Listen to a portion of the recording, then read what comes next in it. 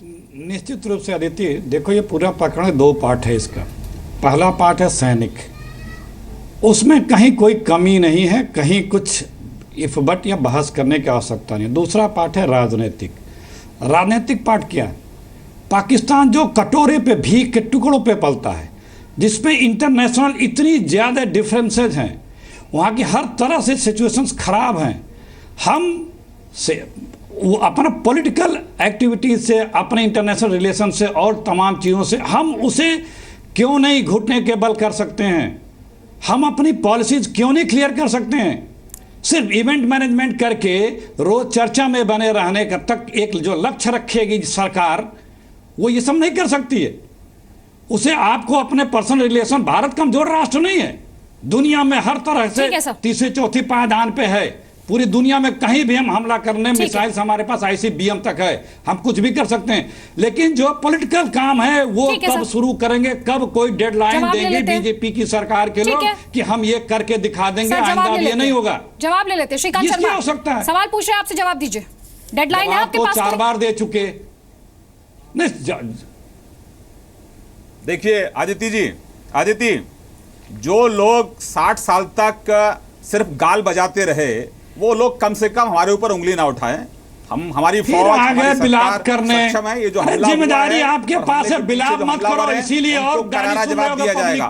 अखिलेश प्रताप सिंह, थोड़ा पेशेंस रखिए, थोड़ा शांत रहिए, शांत रहिए। 60 साल का हिसाब बता रहे हो, इसीलिए पब्लिक जो जहर बोला है, जो जहर के बीज बोए हैं, उनको हम काटने का काम कर रहे हैं। आज ये जहर आप लोगों ने बोया है, इसकी भावना सुनो। काटने का हम और हमारी फौज कर रही है काम। बैठे हो, कुछ नहीं कर पा रहे, पॉलिसी तक तो बना नहीं पा रहे। आप लोग फिर से आपस में लड़ने लग गए।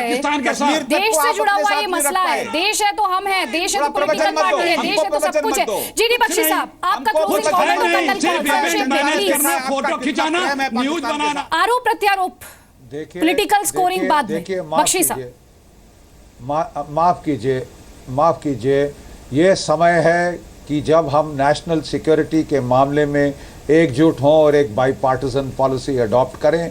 पाकिस्तान की फौज से उस भाषा में बात करने का समय आ गया है जो भाषा वो फौज समझती है। फौज में ऐसी भाषा बोलने के बहुत आले हैं।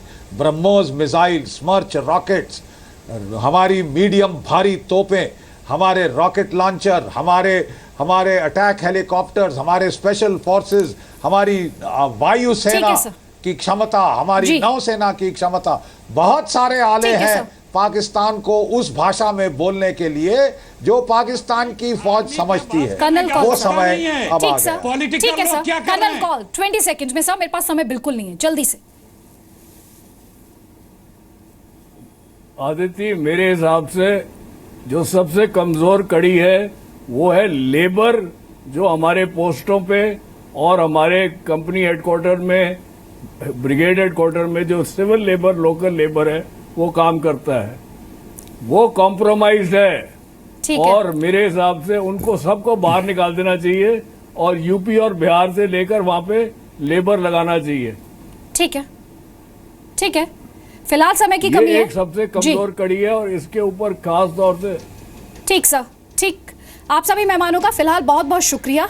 लेकिन हम मानते हैं ये सिर्फ भारतीय फौज के कैंप पर हमला नहीं है, ये भारत के खिलाफ जंग का ऐलान है। और दुनिया जानती है जब जब भारत के सब्र का बांध टूटा है तब तब जवाब करारा मिला है। इस उम्मीद के साथ कि 17 जवानों की ये शहादत की कीमत वसूली जाएगी, प्रॉपर जवाब दिया जाएगा पाकिस्तान को। फिलहाल इतना ही।